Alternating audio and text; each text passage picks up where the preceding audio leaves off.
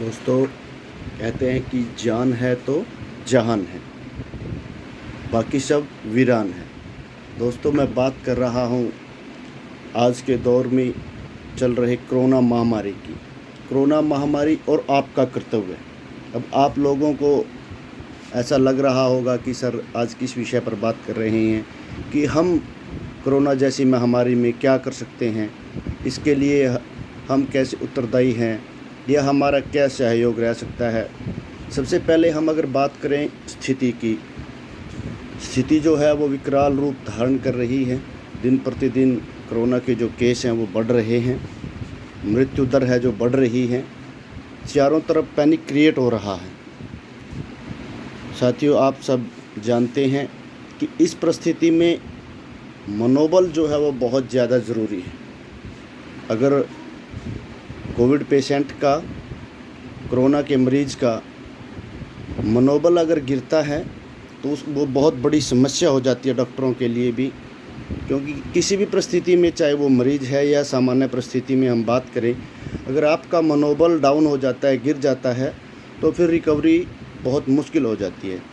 इसलिए आप लोगों का सबसे पहला कर्तव्य यही है, आप विद्यार्थी हैं, व्यवसायी हैं या जो भी हैं, लेकिन आपके अड़ोस पड़ोस में, आपके बगल में, आपके गांव, देहात, गली मोहल्ले में जहां कहीं भी आपको लगता है कि यहाँ कोविड का मरीज़ है, पेशेंट है, तो वहाँ सबसे पहले आप उसका मनोबल बढ़ाइए, उसके मनोबल को गिरने मत दीजिए। आपको शारीरिक दूरी बना करके, मानसिक दूरी की बात नहीं कर रहा मैं, शारीरिक दूरी, सिर्फ आपको शारीरिक दूरी बनानी है।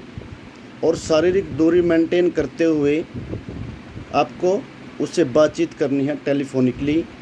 आपके अड़ोस पड़ोस का साथी है तो उसका नंबर आपके पास होगा, मिल जाएगा, तो कोई इतनी बड़ी समस्या नहीं होती किसी का नंबर लेना। जब आपको आवश्यकता होती है तो आप उसका नंबर ले लेते हैं। तो इसलिए आज की जो वर्तमान परिस्थिति है उसमें हमारा कर्तव्य बनता है कि जो कोरोना का रोगी है उसकी मदद करें, उसका मनोबल बढ़ाने में उसकी सहायता करें।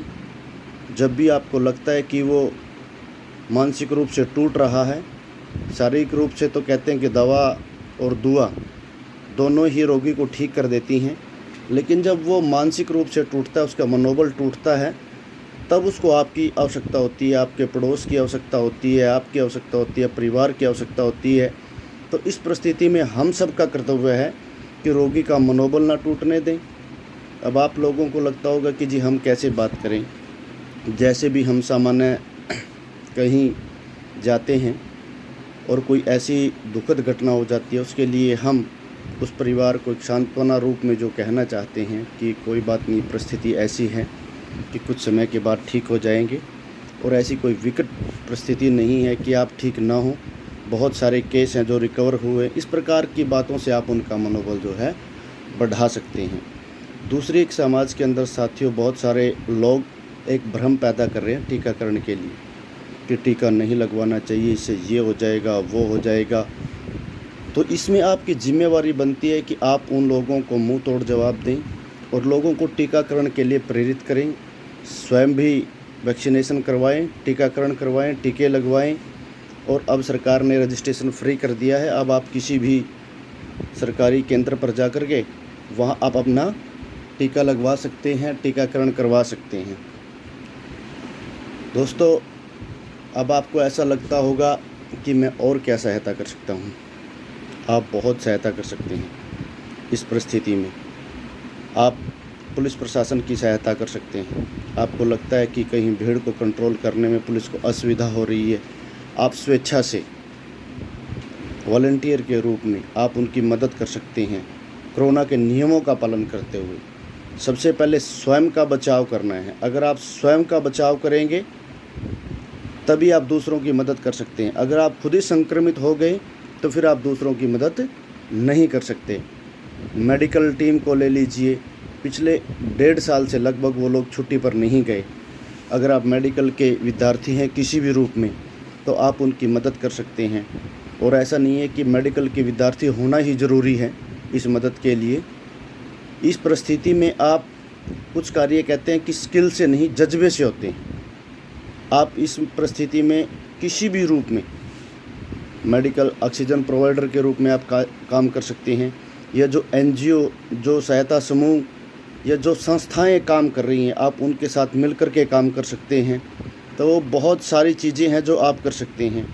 अगर आप गांव देहात से हैं, शहरों के अंदर, शमशान के अंदर लकड़ी की बड़ी भयंकर समस्या जो है वो चली हुई है, बड़ी भारी समस्या चली हुई है, तो आप गांव से उपले, जिसे देसी भाषा में, देहात में हम गोसे कहते हैं, गांव में तो ये समस्या नहीं है, और गांव में अभी कोरोना हमारे क्षेत्र में लगभग ठीक है।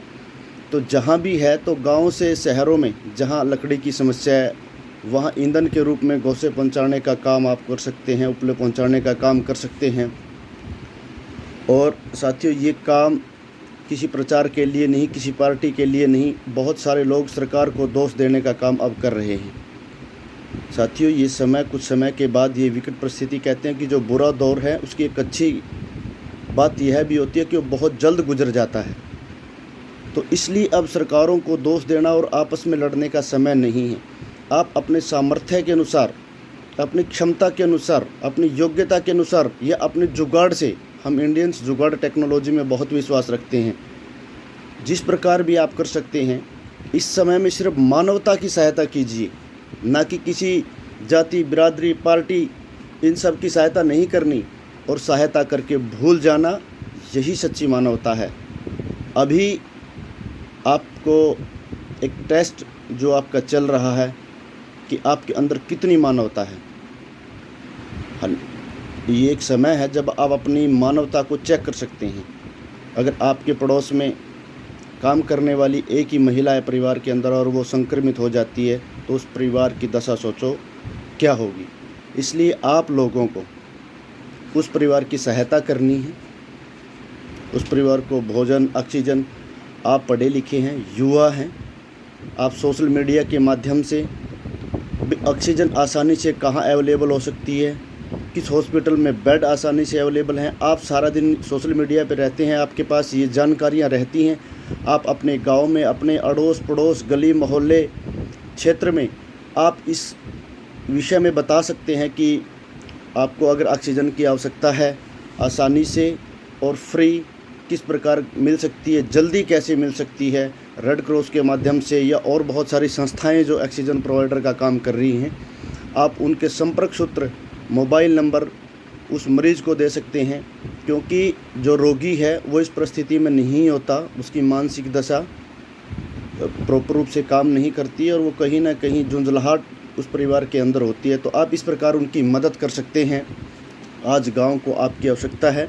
अगर आप गांव के निवासी हैं, शहर के निवासी हैं, तो आपके पड़ोसी को, आपके गली, मकान, मोहल्ले, इन सब की आपकी आवश्यकता है। और एक अच्छे स्वयंसेवक के रूप में, एक अच्छे वॉलंटियर के रूप में, बिना किसी पार्टीबाजी के, बिना सरकारों को दोष दिए, सरकारों को दोष देने का समय आपके पास बहुत है। आप सरकारों पर बहुत ज़ोर ज़ोर से चिल्ला सकते हैं, उसके लिए मैं आपको रोकूंगा भी नहीं। लेकिन अब शोसेबाजी ना करके, एक सिलेंडर प्रोवाइड करवा के 10 लोग फ़ोटो उतरवा रहे हैं, या फिर एक सिलेंडर दे करके उसका गुणगान किया जा रहा है, इस प्रकार के प्रचार से, मिथक प्रचार से अपने को बचना है। और वो बड़े बुज़ुर्ग कहते आए हैं कि नेकी कर दरिया में डाल। आप बाद में आंकलन कर लेना, जब यह परिस्थिति सामान्य हो जाएगी। आप अपने पास आपके द्वारा किए गए कार्यों की एक रिपोर्ट रख सकते हैं, और इससे आपके मन को संतुष्टि होगी कि मैंने इतना काम किया। कोरोना के नियमों का पालन करते हुए, अधिक ज़्यादा ना कहते हुए, मैं आप लोगों से यही कहता हूं कि शासन प्रशासन का सहयोग कीजिए, शारीरिक दूरी रखिए, मानसिक दूरी ना रखिए। अगर आपको पता चलता है कि अपने अड़ोस पड़ोस में, आपके जानकारी में, आपकी रिश्तेदारी में कोई कोविड पेशेंट है, तो उससे निरंतर संपर्क में बने रहिए, उसकी मानसिक स्थिति, उसका मनोबल बढ़ाते रहिए। ज़्यादा ना कहते हुए इतनी बातों का आप सब ध्यान रखेंगे, कोरोना के नियमों का पालन करेंगे, इसी उम्मीद के साथ मैं अपनी बात को समाप्त करता हूँ। धन्यवाद।